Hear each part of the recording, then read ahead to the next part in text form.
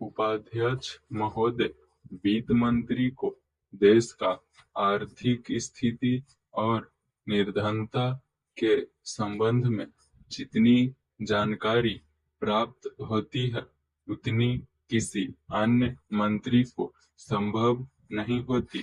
Budget बनाते समय वैसे तो बजट में आय व्यय का ब्यौरा होता ही है, लेकिन मूल रूप में देश की आर्थिक नीतियों में किस प्रकार का परिवर्तन हो तथा किस मार्ग पर वह देश को चलाना चाहते हैं, सरकार का लक्ष्य क्या है, इन सब नीतियों का बजट में विवरण होता है।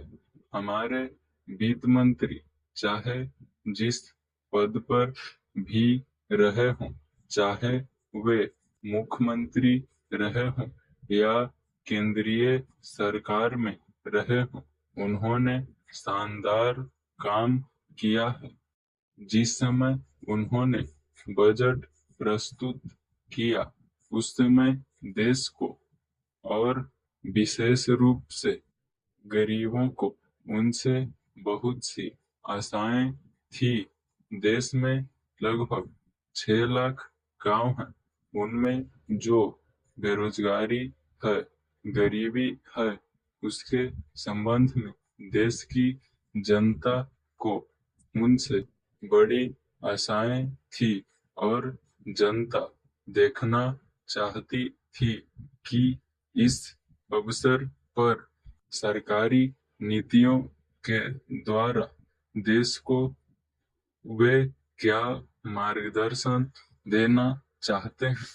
इस दृष्टि से 3 महत्वपूर्ण बातें इस समय देश के सामने थीं। देश का आर्थिक विकास तेजी से हो, अधिक लोगों को काम मिल सके और मूल्यों में स्थिरता आए।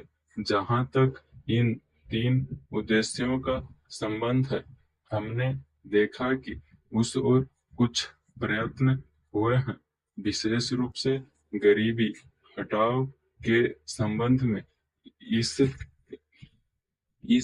देश में जो चर्चा चल रही है, इस बजट में कुछ सीमा तक उसका उल्लेख मिलता है, क्योंकि जितने भी प्रत्यक्ष कर लगे हैं, वे ज्यादातर धनी लोगों पर और विशेष रूप से शहर के लोगों पर लगाए गए हैं।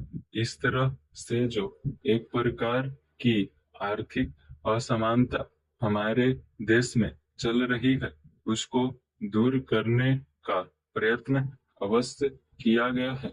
लगभग 5 दशक पूर्व जब हमारा देश स्वतंत्र हुआ था, उस समय देश में जितने सरकारी कर्मचारी थे, वे ऐसा समझ बैठे थे कि अब तक देश में जिस तरह से अंग्रेजों का प्रशासन चल रहा था, उस तरह से काम नहीं चलेगा, क्योंकि कांग्रेस के जो नए लोग आए थे, जो मंत्री बने थे, वे लोग धन के मामले में त्यागी आदमी हैं। धन से उनको मोह नहीं है, लेकिन बाद में उन्होंने देखा कि हमारे मंत्री लोग भी उसी तरह से शानदार जीवन पसंद करने लग गए, जिस तरह से अंग्रेज करते थे।